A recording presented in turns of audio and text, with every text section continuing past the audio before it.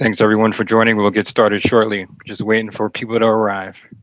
They gotta come from other places.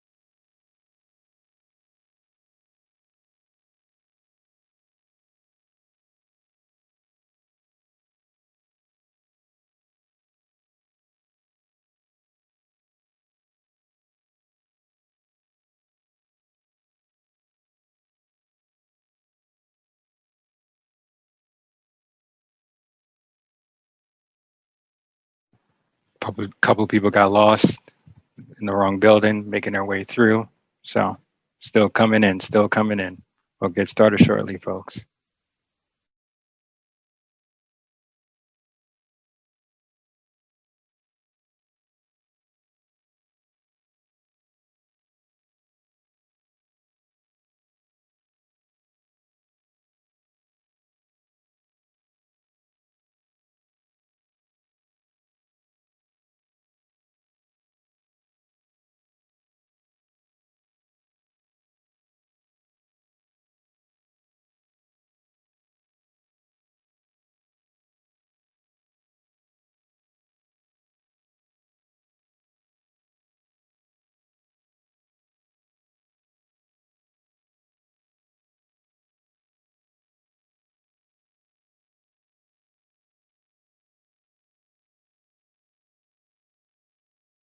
Well, we have a really rich conversation, so why don't we get started? So good afternoon and welcome to the conversation on race in the COVID era, ensuring educational equity during the COVID-19 crisis. Thank you all for joining us.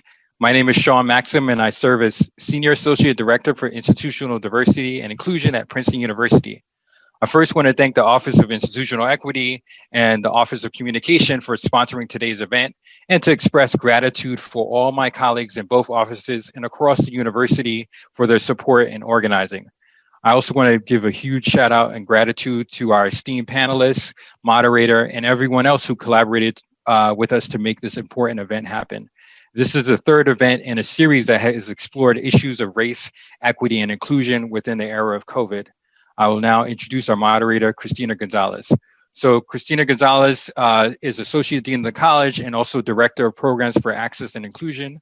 Khristina is responsible for programs and initiatives within the Office of the Dean of the College that support and advance Princeton's commitment to an inclusive undergraduate student body. She plays a leading role in the creation, implementation, and management of strategic initiatives designed to enhance the experience of students from lower socioeconomic backgrounds and other historically underrepresented groups. Khristina does great work. You should follow it on social media and all the other great places. Khristina, thank you for leading today's conversation, and I'll turn the virtual mic over to you. Thanks so much. Thank you. Thank you for having me, Sean, and welcome to everyone. Ditto to Sean's work as well. I'm really happy to be here with you all today, especially in this particular moment as our country navigates some of the really difficult conversations that we need to have around race and equity. We're all familiar with the longstanding racial disparities in educational access and opportunities that exist in our country, all of which have been exacerbated by COVID-19. During the past year, there's been increasing public awareness of these inequities and a call to address them. But what the good news is that there is a robust community of staff, of students, of families, of teachers who have been deeply touched by and are working to resolve these disparities and have been for many years. So it's our pleasure today to welcome three of these advocates and experts to our webinar. These three individuals have worked tirelessly over the past year, probably most of their life spent on Zoom, and indeed in their whole career to better understand these disparities, to work to develop more inclusive educational structures and policies, and to build and maintain strong learning communities for all students and their families. They also happen to all be Princeton undergraduate alumni and have committed to professional journeys that reflect the university's informal motto, Princeton in the nation's service and the service of humanity. They're here today to share their knowledge and to look forward with us to a better educational future. So I'm very, very delighted to have them here today. I'm just going to take a moment to introduce our panelists before we get started with the conversation. And please, as we proceed, feel free to put questions that you have for our panelists in the Q&A. The first panelist is Janella Hinds, who is the Vice President for Academic High Schools in the United Federation of Teachers. Janella serves as a Secretary Treasurer of the New York City Central Labor Council. In her work at the UFT, she has championed equity for students and a more meaningful voice for educators. She also proudly teaches global history and geography to students at the High School for Public Service in Brooklyn, New York. Please welcome Janella. Our second panelist is Awilda Rodriguez, who is Assistant Professor at the Center for Study of History and Post-Secondary Education at the University of Michigan. Awilda's research lies at the intersection of higher education policy, college access and choice, and the representation of Black, Latinx, low-income, and first-generation students in post-secondary education. And finally, we have Leslie Bernard Joseph, who is the Chief Executive Officer at Coney Island Preparatory School.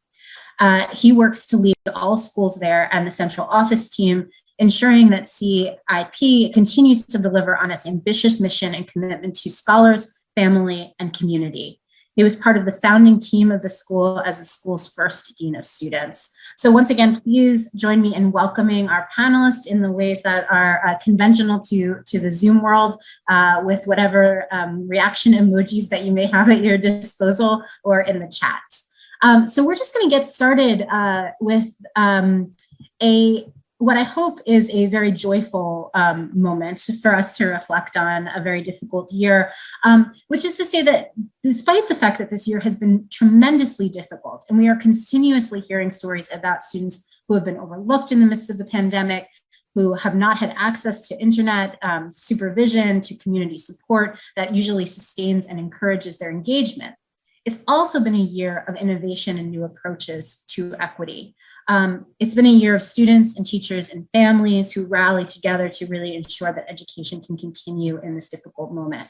So we really want to take a chance right now in the beginning to showcase some of that work. So I'm going to ask all of our panelists to brag on themselves as we start, and to really let us know, what work are you really proud of doing this year? What innovations have you seen, have you spearheaded that have been successful?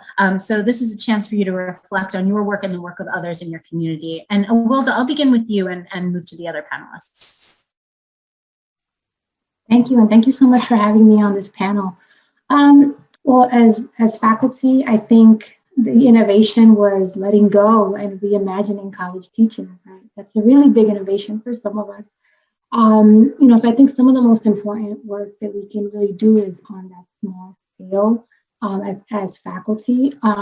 Showing grace as educators and letting yourself be human, especially as the sort of like divisions between like the personal and the professional life kind of eroded around us and for our students as well. So I think, relooking at the syllabus and being like, well, what really needs to be here, and what, that was a really incredibly important exercise, for me, and I know for many others. And it really pushed us to kind of rethink content delivery and care in ways that we're really not necessarily trained as, to be trained as faculty. I love this notion of grace and centering the person. Leslie, did you want to follow up on that? Sure. Thank you, Dean Gonzalez, and thank you guys for having us. So I think there are a couple of things that we're really proud of down here in Brooklyn at Coney Island Prep. I could say we're definitely proud of more than 225,000 distributed in direct cash micro grants to make sure that our families were taken care of in terms of basic necessities like food and rent, and lessening the economic impact of so many of our families, and especially the ones who are undocumented. Definitely the dozens of families for whom we're supporting with internet access. I think we're proud of our food distribution for sure. We distributed over 100,000 meals by the end of last summer in our community. And that was to all families, not including just those who might be the families of our students. We're doing home delivery now. So students get a box at the beginning of the week on Monday. And if you have 5 children who attend Coney Island Prep, you get 5 boxes at the beginning of the week with breakfast, a lunch, snack. Very proud that we're open, but if there's one thing that I could signal that we're most proud of, it's the way that our school community has showed up for students, from students to staff, when it comes to the issues of racial justice and injustice that have been so present this past year. So whether it's been teachers showing up in the middle of the pandemic to protest in June after deaths of Ahmaud Arbery and George Floyd, whether it has been responding with teaching and learning and lessons that directly discuss and address white supremacy after the insurrection in January 6th, or the messages that have gone out from and on behalf of our border community following increased violence against members of our AAPI community, especially in Southern Brooklyn. I think the way that we're connecting issues around trauma and mental health directly to issues around race that have made it necessary for a school like ours to exist in the first place, I think that's what we're most proud of this year. You, Leslie, and thinking about that as the incredible social service work that you all did during the pandemic is really remarkable. Janella, did you want to follow up? Yes, thank you, Dean Gonzalez. And I am thrilled to be here with my fellow panelists. I am most proud of reinvigorating the lens that I use to think about teaching and learning. When the pandemic started, my class had difficulty meeting in the morning at 8:15. And so we learned pretty quickly that we needed to meet at around 6:30, sometimes 8, sometimes 9, because teenagers at time became something that was nebulous and not real to them. And meeting in the evening worked better. And I was able to be flexible with them in ways that allowed us to think differently about what we were experiencing and learning. And what I'm really proud of in this school year is that we've been doing a course on protest and activism.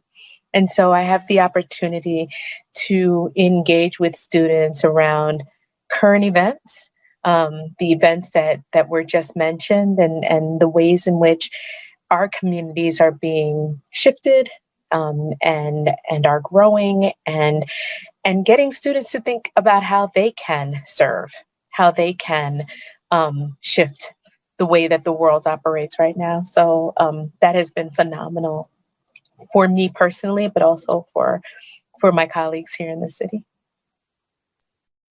Stories that you're all telling are so remarkable, because it really is as teachers and educators, I think we've long understood that our students are not just brains that sit in front of us in the classroom. But I think this is a moment when the larger public has also learned that, right? That stories about education are really about working with the multitude of needs and supports that a student may need in order to be able to do their best work. So I'm really interested in thinking about the diversity of supports that you all have started to offer your students during this year, and really thinking differently about what education requires, right? Whether it be a teenager sleep schedule, or just the fact that, students are worn out this year like everybody else, like Awilda said, and giving them some grace.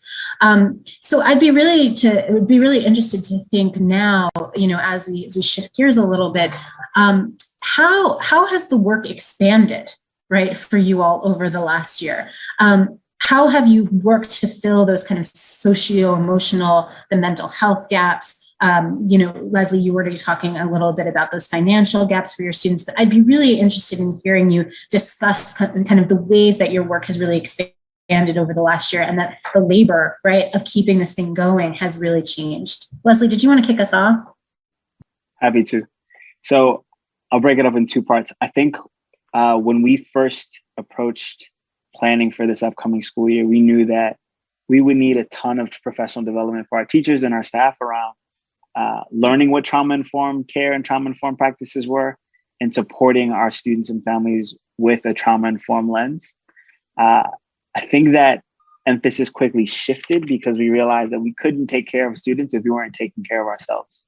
And so in some ways, the work has shifted and expanded in scope, I think, from what we anticipated. We've had to do a lot more, I think, to help adults adjust and cope, not just with the pandemic and isolation and teaching on Zoom and lots of the disconnection that we were experiencing.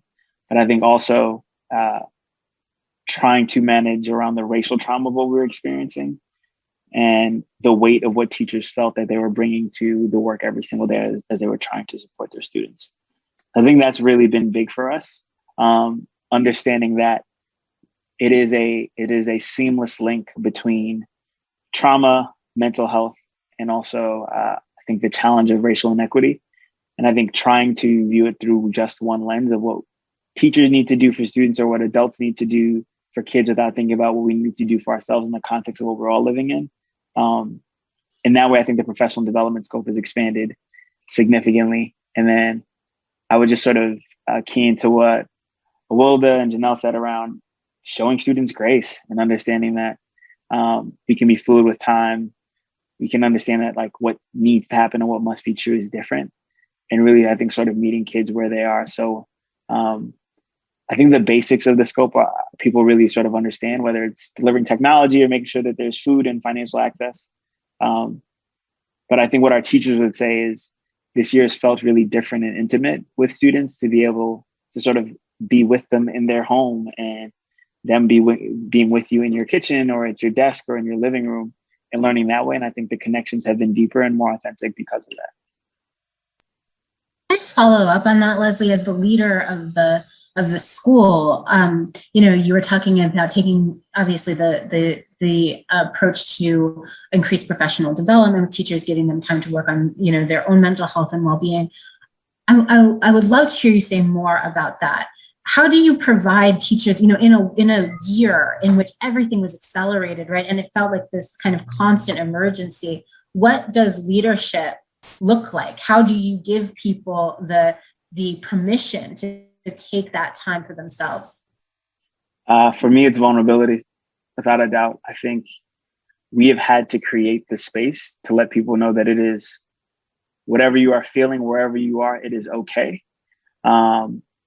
And creating the space directly and intentionally, whether it's in a professional development meeting, a grade team meeting, a team meeting, whatever it is, to just say, take a stop and let's actually ask how you are doing. And that is more important than whatever data, deadline, project, deliverable thing that must also be true for kids. I think creating that kind of space has been really important for us.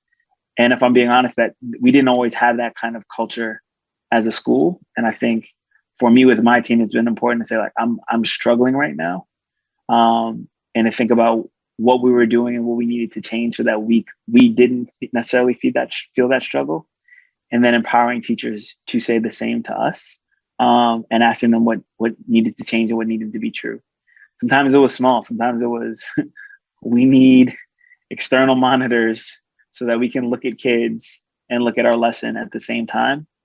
And sometimes it was big. It was, I think to Janella's point, like the curriculum needs to change. Our objectives needs to change. We want to slow down on this thing so we can handle something and tackle it deeper. So to follow up on that, Janella, I'd love to hear you talk more about that work.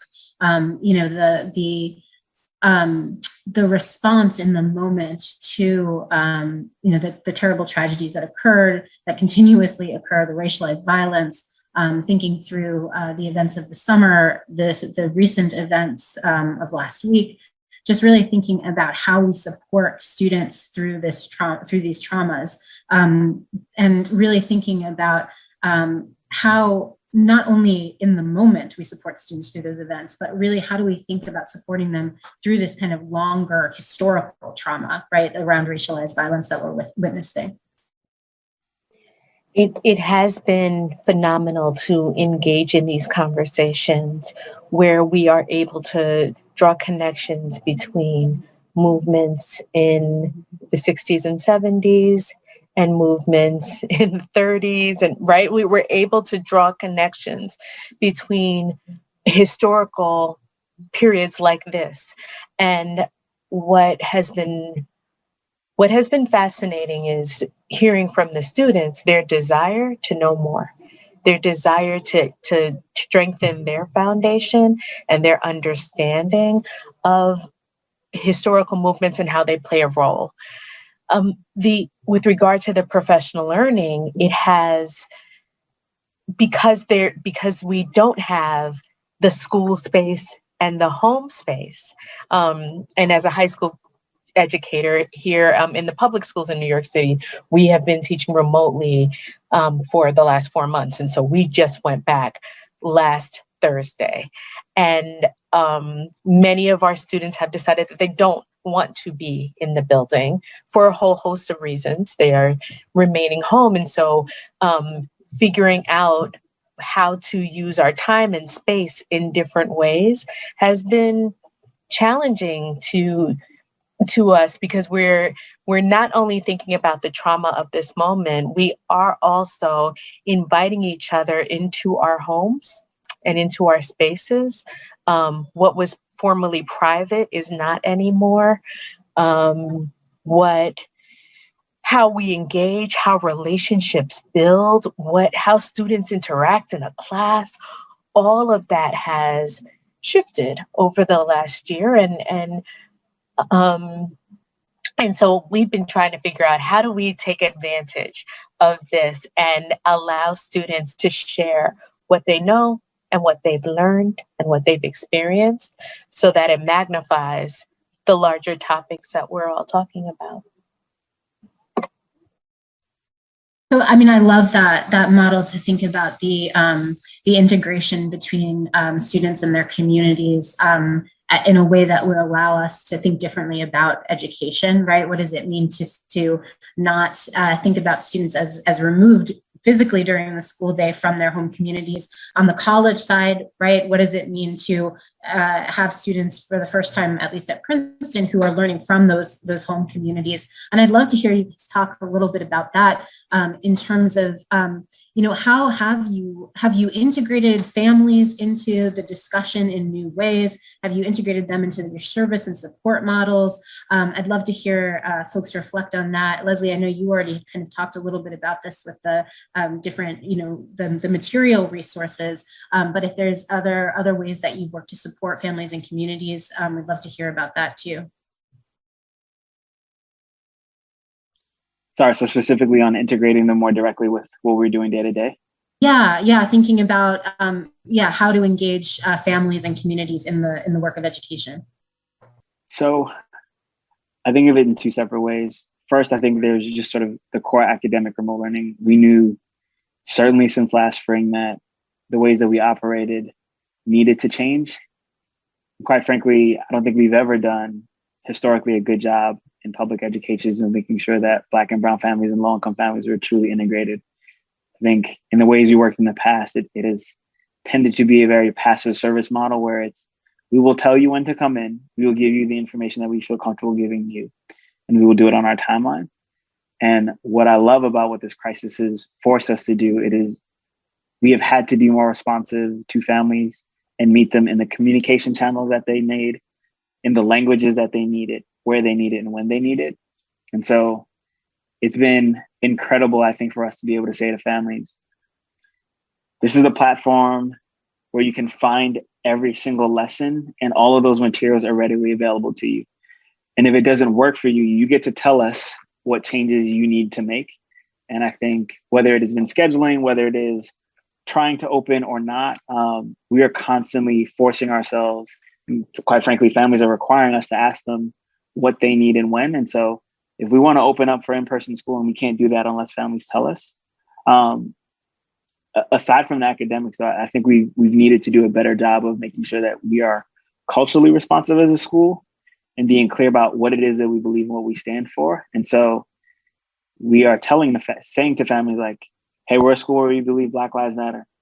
We are also a school that knows that we have Asian American teachers, we have Asian American families, and we are just as appalled at injustices that happen in that community as the ones that happen, and the one that the CEO shares the identity of.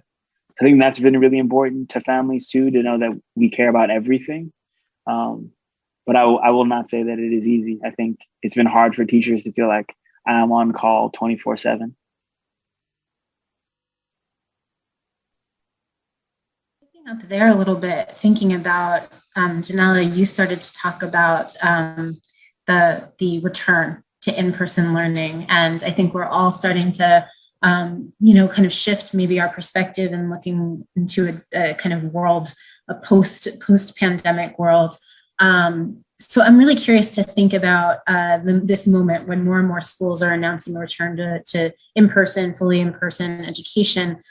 There's a lot of questions that arise about what that transition is going to look like, right? So I'd really love to hear, Janella, you reflect on how we help students process the events of the last year. How do we as educators prepare for that? And really, how do we prepare ourselves for some of the challenges that students may face in that return?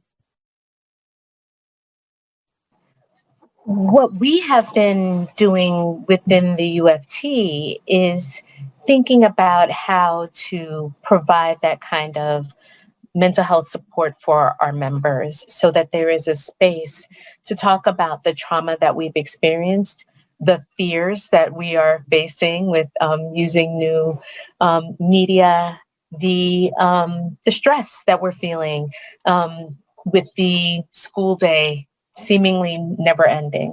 And I think there's a lot of fear about COVID here in New York City.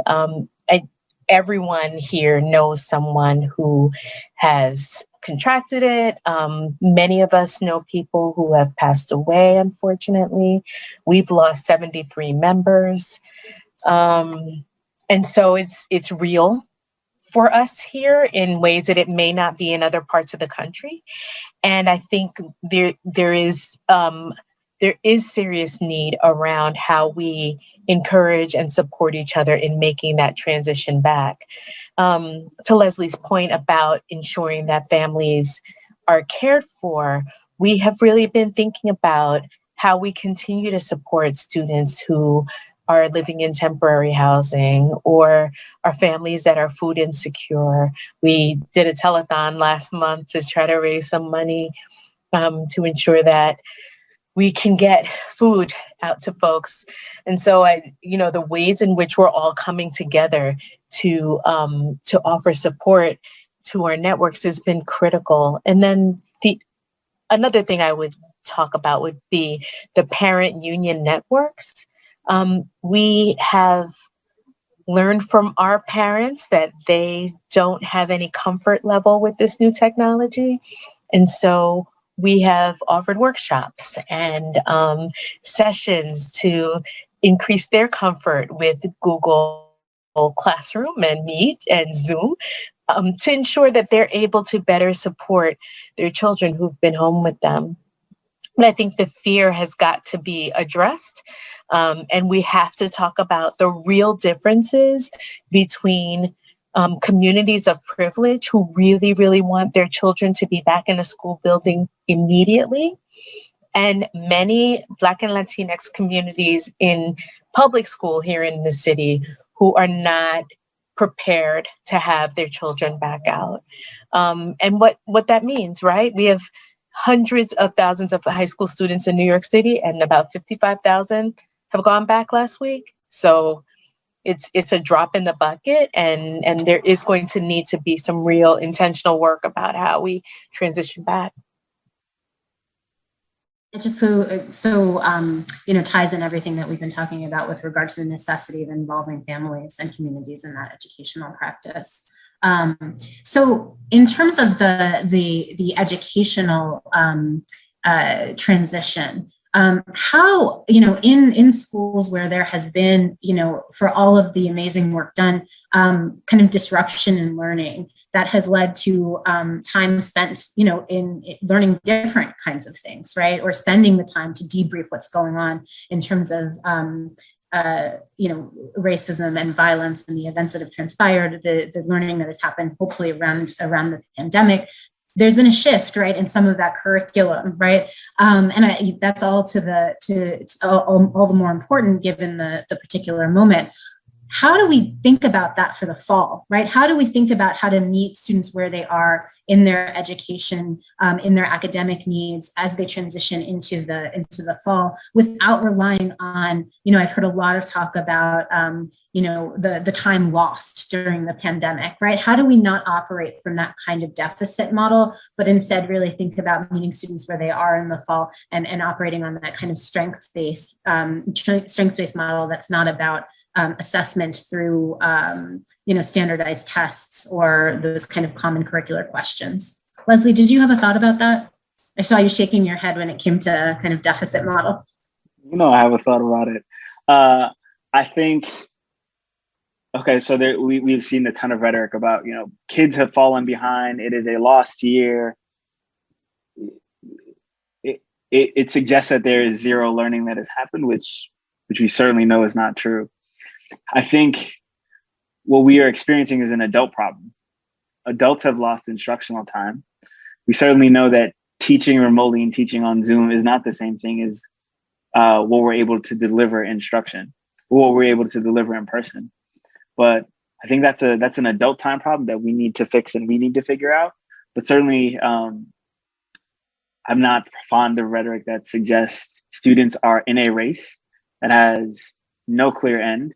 And therefore, adults need to add pressure and trauma to students to suggest that the things that they have done over the past school year are not enough, and that they should feel bad about the things that they did not accomplish.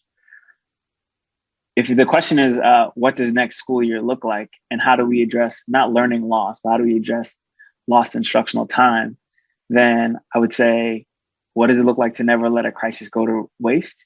And how do we use these opportunities to do the things that we would have loved to do for a long time? And so we know what the research and the data says about a longer school year or a longer school day. We also know what the research says about acceleration versus remediation. It is a matter of equity that kids need on grade level content and on grade level standards. And so the answer is not remediate. The answer is not, I'm going to go back and teach over and over again the things that you should have gotten a year ago. How do I give you just-in-time tutoring? How do I cycle and remind you of the skills that you need right before you apply them? Can you imagine, Khristina, if I was like, hey, Khristina, I know you're a dean at Princeton right now, but I just feel like you don't remember calculus from when you're in high school. So we're going to go back and reteach that. Like, you don't need that. What you probably might need, or what any of us could use, is like, let's give you a reminder on, I don't know, how to do your taxes or whatever it is budgeting wise, like right before you need those things. Like, I could definitely use a refresher on compound interest. But I think if we were asking what the school year looks like, then I would remind us of like how we responded to COVID. There is no one thing that is going to be the silver bullet. It is layered supports, right? So it's masking, it's distancing, it is getting tested frequently, it is getting vaccinated. And the same thing is true for kids, whether it is mental health and social emotional supports, and the same thing is true academically. And so good teaching is important, but how we think about the academic calendar, how we think about the school day, how we think about providing high dosage tutoring to the kids who need it, how we make sure that programming is not just focused on math and reading and writing, but all of the other things like arts and sports that make kids want to come to school. I'm sure that would have a huge impact on whether or not more high schoolers are coming to school in person. How many kids are coming to school because of clubs and friends and sports? And how many kids are not here for it if it means putting their family at risk, not taking care of younger sisters and brothers just to be talked at and still be on a laptop at the end of the day? I'm gonna get off my soapbox now. No, this is what this is for, our soapboxes. Leslie, I could use a lesson in PowerPoint. I will tell you that that's what I would like as an educational intervention. Awilda, I want to turn to you now as we kind of think about the specificities of the college landscape. Some of the statistics that have been coming out around college access for students of color this year seem quite devastating. We saw a very large drop in Black and Latinx student enrollment, about 26% fewer high school graduates from high schools with high percentage of Black and Latinx students went straight to college in 2020 compared to 2019. some of the numbers that we're seeing with students who are signing up for the FAFSA. There's some reports that the FAFSA completion among Black students is down 18% this year. How should we begin to think differently about college access given these exigencies? Yeah, so I'm going to borrow Leslie Bernard's soapbox. So, so I knew we need to think about why students, particularly our Black and Latinx students, are not enrolling. And, you know, I don't know that we have a complete picture right now of these reasons, but we do know from research what educational disruption does to students in the college choice process. And so for example, we saw this with Puerto Rican students post-Hurricane Maria, where many students, sorry, there's an update happening on my computer, but many students, you know, plans were fundamentally shifting, right? And a lot of them had to shift their plans in the context of their families and being able to support their families, and also not wanting to be a further burden to their families, right? So there's a whole host of reasons that, you know, why choice structures can change, particularly for our Black and Latinx students. I think another one, you know, also from research tells us that if the state finances aren't right and there's instability at the state level, Black and Latinx students are the most likely to not enroll, particularly first-time students. And so we saw this in Illinois about 5 years ago when they didn't pass a state budget and they didn't have funding for higher ed for almost 2 years. And the numbers of students that were going to college for the first time that were Black and Brown dropped in ways that are very similar in terms of volume to the representation to the numbers that we're seeing now from the pandemic. So, you know, whether it's home or, you know, the instability at home or in the state, like, you know, if these are unstable, then, you know, going off to college can seem either like a big luxury or it could seem like a big risk. But I think that's a really big, those could be two of the reasons why we're seeing some of these drops in numbers. So just thinking about following up on that question, you know, as you gestured toward, these are longstanding structures, right? Whether they're questions of governmental funding, whether they're questions of, you know, access to financial aid, to family support, like all of those things are longstanding structures that have really dictated the dynamics of college access for our entire history as a nation. So really thinking about how we might reimagine some of those structures seems to be, you know, a really important point right now. How as educators and leaders, and I'll start with you, Awilda, on this question, how do we prioritize the interrogation of white supremacy itself, right? And the way that it has structured and shaped our educational system? And what are the ways that we might, you know, advocate for that kind of interrogation? Yeah, I mean, how much time do we have? So I would say that the first step is really recognizing that, you know, the higher education enterprise was not built for Black and Brown bodies. In fact, they were built on, you know, on our backs, right? When you think about the use of slave labor and unceded or, you know, ill-gotten Native American territories to even build out the enterprise. We can even think about, you know, recognizing that Princeton is on Lenape land that was unceded, right? They didn't check in with them before they built it. So, you know, higher education since then has operated explicitly through exclusionary practices and policies for much longer than it actually has been inclusive, right? If we're going to think about the 1960s, as Janella sort of alluded to, like as a high watermark in sort of letting in people that look like us on this panel through the front door without the use of like National Guard to protect us from the violence.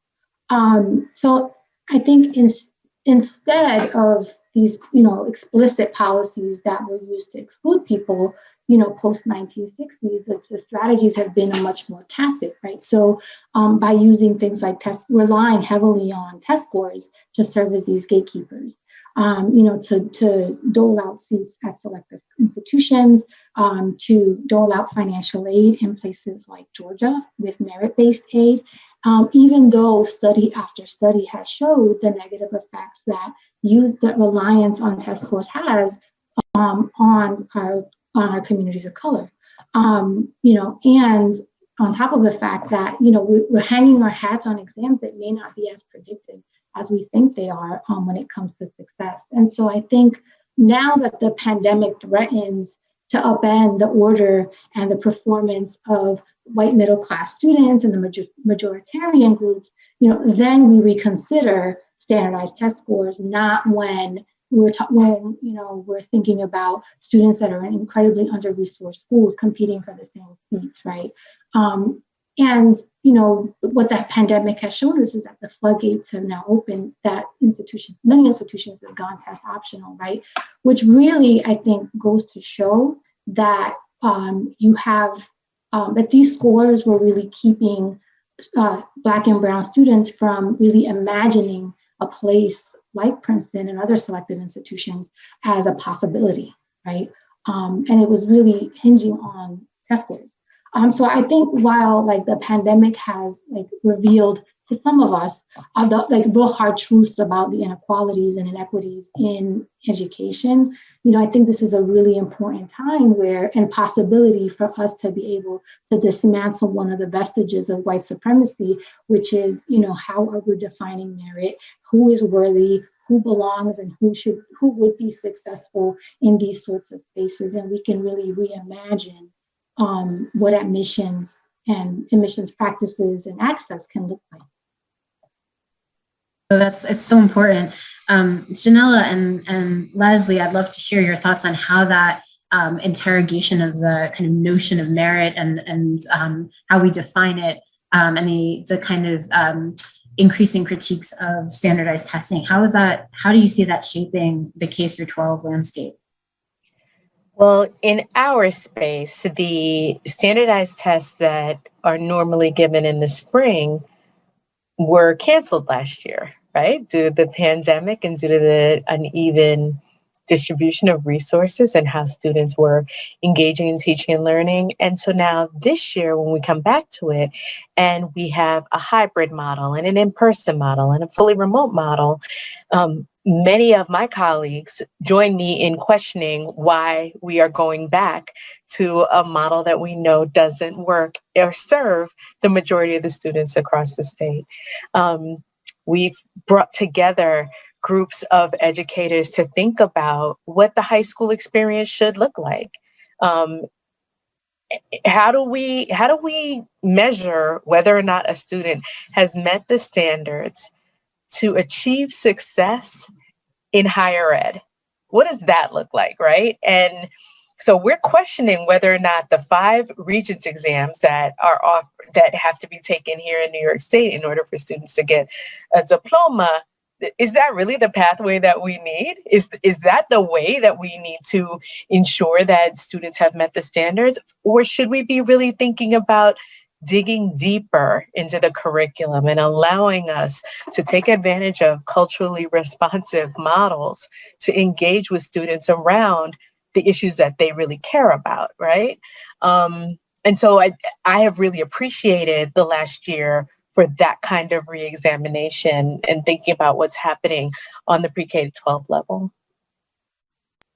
Appreciate that. Leslie, I'd love to hear your thoughts on that and really bring it back to what you were saying earlier about the calls that your teachers have made for reimagining the curriculum in this space, right? What kind of flexibility this might give you? Actually, when I answer the question slightly differently, your original question was how do we interrogate white supremacy and what opportunities do we have to do that? And I'd point to 2 things. The first thing I would say is for the majority of Black and Brown and Asian kids in this country, schools are not open for in-person learning, right? So more than 50% of Black, Latino, and Asian American students right now are learning virtually. That is not true for white students in this country. And so because we continue to have a very segregated school system, schools like mine exist, right? Coney Island Prep exists both because the schools in our district only have a quarter of Black 8th grade students heading to high school reading proficiently. And our school is 5 miles away from Poly Prep, where tuition for a kindergartner is $40,000 a year and tuition for a 12th grader is $50,000 a year. So when we talk about equity and we talk about college access, we exist for students who live in that exact same neighborhood and but for our school would not have the same opportunities to go to college. So when I think about test scores, I would say my lens is slightly different, right? I think test scores are important to our families because they know that they are a gatekeeper, not just for access to college, say whatever we may believe about the SAT or Regent scores, but also in access to becoming a doctor or becoming a lawyer. And whether we believe that those tests have merit when it comes to applications to school, I don't think any of us right now are excited to go to a doctor who has not passed his boards. And I don't know that any of us would want legal advice from somebody who doesn't pass the bar exam. And so I think the questions of merit are real because we know that this country is unequal and the playing field is truly a minefield. And so I think to me, when I think about the issues around testing with Regents, for example, in New York City, right? So a student can graduate New York City in a number of different ways. You can have effectively a vocational diploma. It says for lots of different reasons that you have met standards, that you've explored careers, and that's the way that you will have your high school diploma. You can get a regular high school diploma. You can get a Regents diploma, which says you have passed the 5 tests that Janella is speaking to, or you can get an advanced Regents diploma. Students who have an advanced Regents diploma, that is highly predictive of success in college. So there's something about what it looks like to take a rigorous course load, to be exposed to rigorous content and objectives that are on grade level, and success in college. And I'm actually for our students being held to truly rigorous standards. And I think testing is a part of that, but it is not the sole part of that. State testing that happens in spring and you don't get the data back until it has been embargoed and politicians have looked at it and it gets released in September, and you can't do anything with that data to educate students, is not helpful. It is a lot easier to do testing at the beginning of the school year, formative assessment, testing at the end of the school year, that's a summative assessment, and you can see how much those students have learned on that grade level content. But that's not the system that we have. So I think there is a better way to provide standardized testing. I think lots of countries around the world have figured this out. I don't know that we want to figure it out because we don't have a system that is about equity for Black and Brown and Asian students. Yeah, what you said there is so resonant, right? The system is working as it was intended to work, right? Not in a way that it's serving our Black and Latinx and students of color. I want to encourage folks who are listening to the webinar to please feel free to add questions in the Q&A. We do have some time for that if folks have questions. But I want to give our panelists in the meantime a moment to reflect a little bit on their students themselves.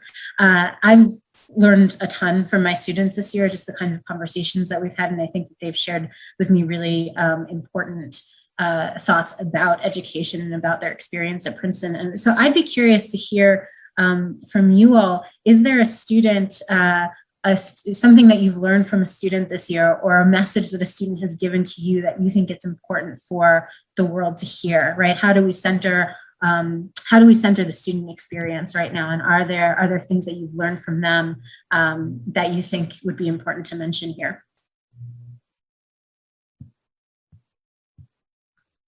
One of the ways that I've taken advantage of our remote instruction has been inviting people that I know into our classroom every Friday. So we have Feature Fridays, and our students have the opportunity to ask questions of adults who are living activism through their work, through their daily lives. And those conversations have been incredibly instructive for me because the students are reading bios, listening to people talk about themselves, and then asking them a whole host of questions about work-life balance, about decision-making, about communication and relationship building. For me, it has been incredibly instructive to think about how we can use the technology to our advantage and make the world a lot smaller. And so not only have they taught me how to utilize technology to my greatest advantage, they have really taught me to think differently about what teaching and learning looks like, and that it's not just about whether or not they can perform on a test, right? They are learning every single day. They are growing every single day, and that is clear in the way that they are communicating and engaging. Hey, Janella, I didn't even know what Discord was before. It's a social media, but I didn't know what it was before this year. But I will tell you, advising through DM has been like an entirely new world for me. I mean, it's so much easier, right? And you can meet students where they are. So I love that idea of letting them guide some of that form too. Awilda, Leslie, do you have thoughts on that? I can go. I think the thing that I have learned most from our students this year is how much we got wrong. And I think high school is a place where we made a huge mistake. I feel like when I was a kid, my mom used to always say to me, like, you're going to school, it's not a fashion show, you're not there to see your friends. And I remember being a kid and be like, yes, yes, it is. It definitely is a fashion show. Like you don't know what it's like. And I think we forgot that completely as we were planning for the school year. I think we said younger students, they're going to need a lot more support from adults. It's going to be tougher for them to play with devices and use devices. Like they need to be in person for learning. And high schoolers, they're a lot more independent. They can be on their laptops on their own and they can do this. And we forgot what the experience is like coming to school for high schoolers and for kids. And we stripped all of those things away and we expected them to show up every day and put their cameras on. It's not happening. And the younger students were going to be the students with whom families were going to pay more attention as always.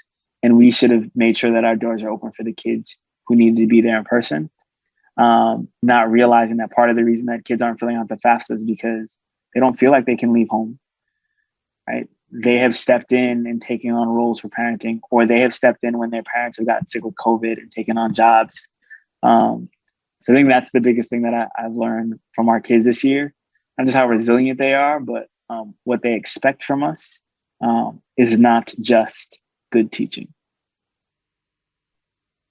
Yeah, I would say the same. Like, you know, you're not. Like, I'll go back to the sort of culture of care and sort of you don't get trained for this as faculty, and much less teaching graduate students because they're adults, right? And so I think, you know, I would say like I learned how to do better instruction, right? And kind of co-creating spaces with students as opposed to sort of the traditional way of thinking about, you know, college instruction, which is sort of one directional, right? And it's been really such a learning experience to trust that students, you know, putting up a syllabus and saying, do what you can. And, you know, coming into class and hoping for the best and hoping that there's some people are better than their discussion and, you know, and learning that people really want to engage in this when they can and how they can and being okay with that, right? And not just having one single measure for how learning should happen in a classroom and not having just one single assessment for how, you know, for them to demonstrate that they're engaged in the material that they want to learn. So we have a question in the chat that I think is a really wonderful way for us to kind of close out and to reflect on all that we've talked about. Susan Ortiz would like to know, when the pandemic is truly over and normal life, whatever that means in the future, has returned, do you think that schools will have changed for the better as a result of this experience? And I'd like to just add a little bit onto that and ask you to first answer that, but then also to think about your magic wand, right? If you had a magic wand right now, what would you do to make that school better, that school experience better? Awilda, did you want to kick us off there? I laugh I saw you nodding. I laugh because so when we do qualitative research on my team, that's usually one of the questions. The last question that we ask of our interviewees is the magic wand question.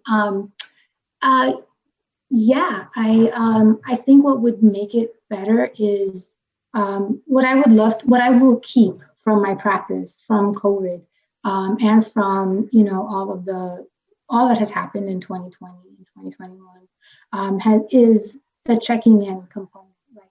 That practice of care, right? Like, it's a rarity for you to start a class and say, I just want to check in. How's everyone doing? Right? That's something that, and to hold space and hold time for major events and let people process and sit with it however they choose. Most people don't want to cede their time because they have a PowerPoint slide and they want to, kind of just dive into the material. And I think that this year has taught us to slow down, check in on our students. They are just not receptacles of knowledge, but people. And that is certainly a practice that I will keep. Janella?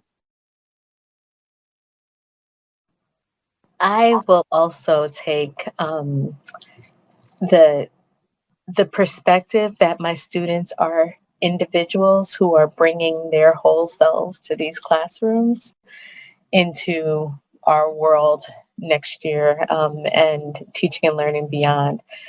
I also really want to think about how we can support each other in the integration of technology in the classroom in meaningful ways, right? I think there is still a lot of fear and concern about what role an educator plays in this whole structure.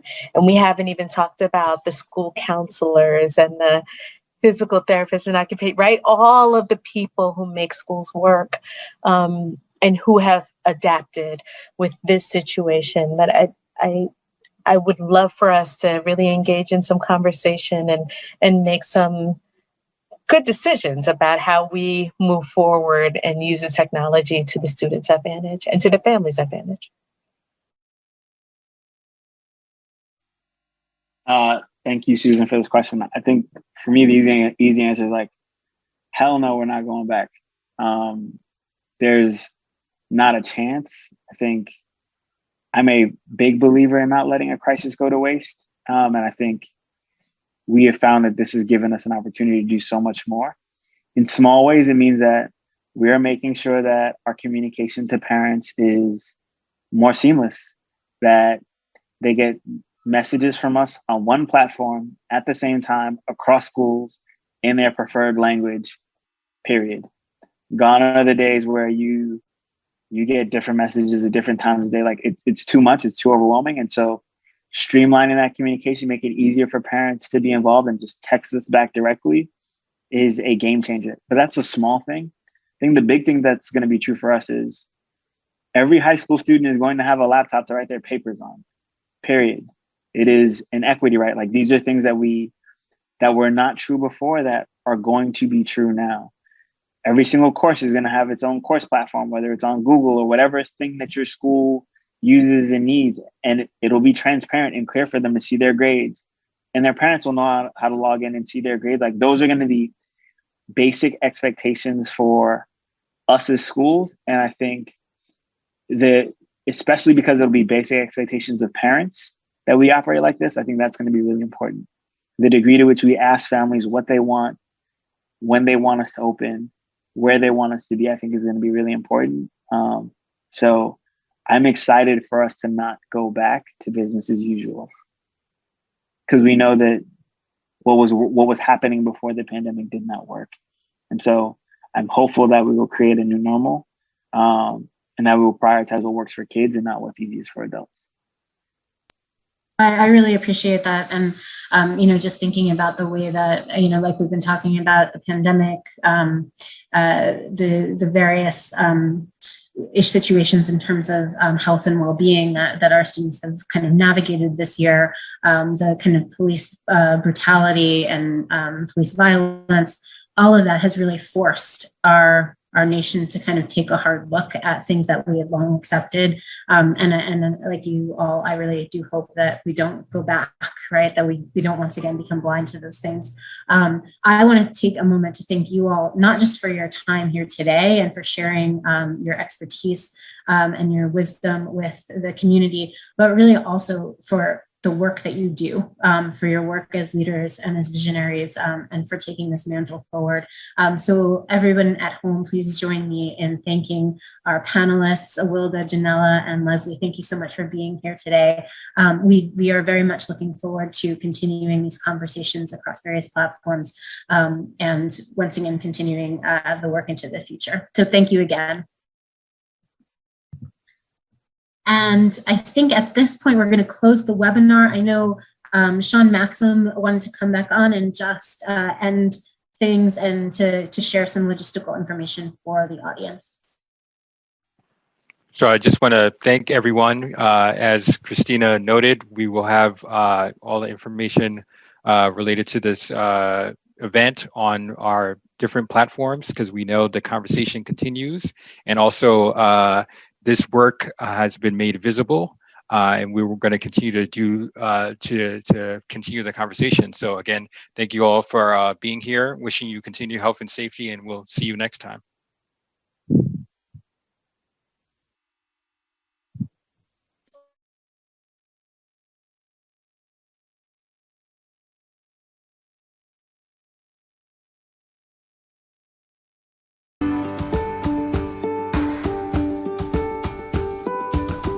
My name is Sabrina King, and I've been working at Princeton for 15 years. I am a 2001 graduate of Princeton. Every year that I spend at Princeton, you